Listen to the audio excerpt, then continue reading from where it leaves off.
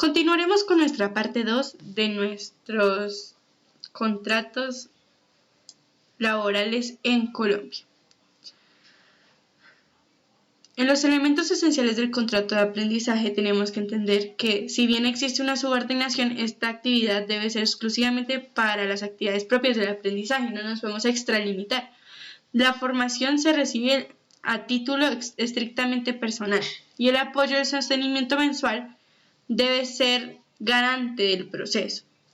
El tiempo de aprendizaje puede tener una duración máxima de 2 años y debe comprender tanto una parte lectiva como una parte académica. De la misma manera, se debe garantizar una parte práctica y una parte productiva. Y esto nos lleva a preguntarnos cuándo se suspende el contrato de aprendizaje. El contrato de aprendizaje se puede suspender por licencia de maternidad certificada por la EPS, por incapacidades debidamente certificadas por el Sistema de Seguridad Social en Salud, por la existencia de un caso fortuito o fuerza mayor, por vacaciones por parte del empleador, siempre y cuando el aprendiz se encuentre en la etapa productiva. Y también podemos encontrar la finalización del contrato de aprendizaje por mutuo acuerdo entre las partes o por el vencimiento del término de duración del contrato.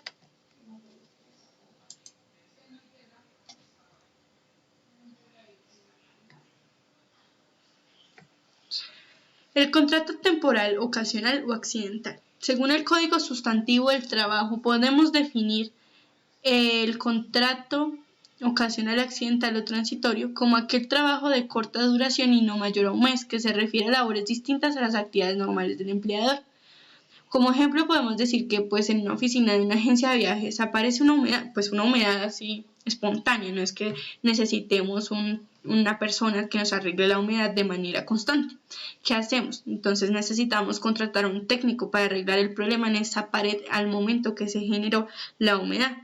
El técnico va a estar contratado en un contrato ocasional, porque no va a hacer más que unas tareas rutinarias de una empresa, sino que va a ser algo espontáneo y rápido. Los artículos 251 y 306 del Código Sustantivo del Trabajo señalaron que los trabajadores ocasionales o transitorios no tenían derecho a auxilio de cesantías y a la prima de servicio respectivamente, situación que llegó a cambiar con la sentencia referida, que declaró inexequible la parte de estos artículos que se referían a los trabajadores ocasionales o transitorios. En consecuencia, ¿qué pasa? Que hoy en día estos conceptos van a resultar irrelevantes.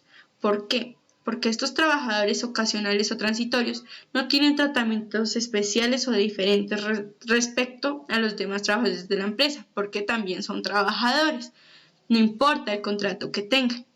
Esta forma de contratación puede hacerse por escrito o verbal, pero volvemos a lo mismo, una recomendación, que estos contratos se hagan de manera verbal a fin de evitar conflictos durante y después de la realización de la labor. Las características es que puede ser verbal o escrito, debe relacionarse con actividades ajenas al objeto social del contratante y su duración nunca podrá ser mayor a 30 días. Respecto a esto tenemos otro contrato, que va a ser el contrato de prestación de servicios. En este tipo de contrato existe una amplia libertad contractual, de manera que las partes pueden acordar casi cualquier cosa. Pero tengamos en cuenta que no puede ir en contra de la ley. ¿Qué pasa? Que lo que aquí pueden llegar a acordar las partes en este tipo de contratos no es una característica que se vea en otro tipo de contrato laboral. Estos contratos se caracterizan por tener un objeto que debe desarrollar o un servicio que se debe prestar. Recordemos que en los otros contratos laborales el renunciar a algo es una cosa que es imposible, son innegociables, son requisitos, son derechos mínimos que son exigidos por la ley para su contratación. En estos tipos de contratos no vamos a hablar de trabajador, vamos a hablar de contratista. Y este contratista tiene la libertad para ejecutar o no una labor. ¿Por qué?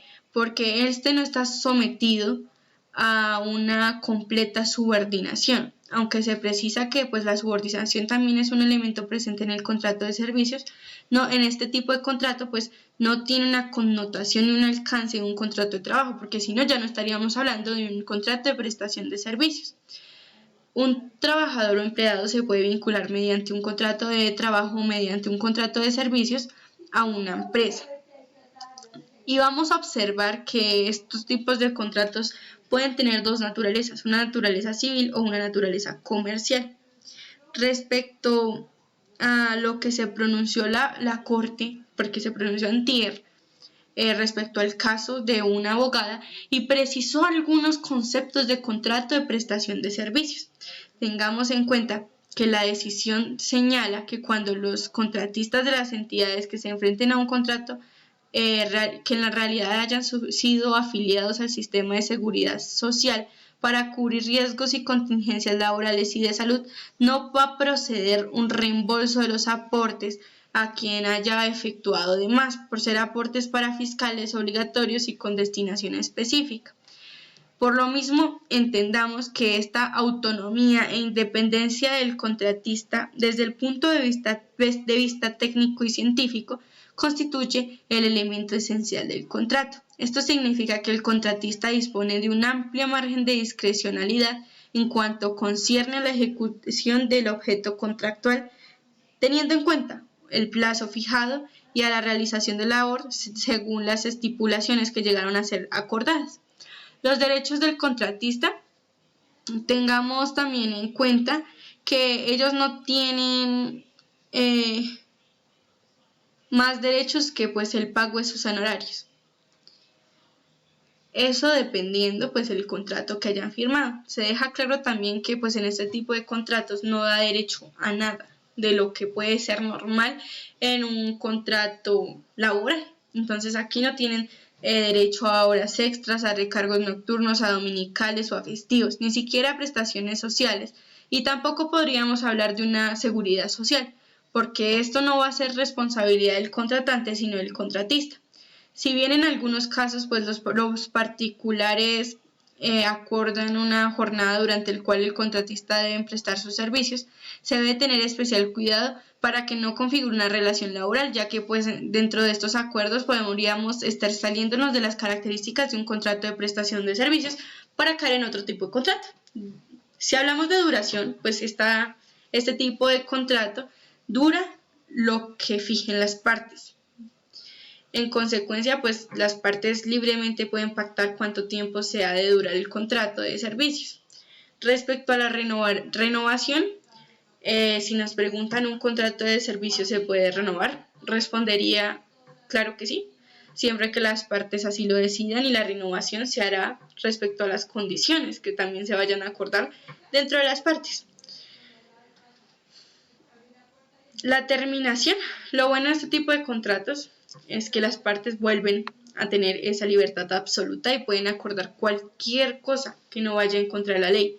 La terminación del contrato de servicios depende exclusivamente de lo que las partes hayan pactado, como la expiración del plazo acordado, el incumplimiento de alguna de las partes o por mutuo acuerdo. Como tal, debemos también recalcar que en el contrato de prestación de servicios no existe liquidación, es decir, si yo salgo de la empresa, nadie me va a pagar una remuneración por el tiempo trabajado ni me van a liquidar.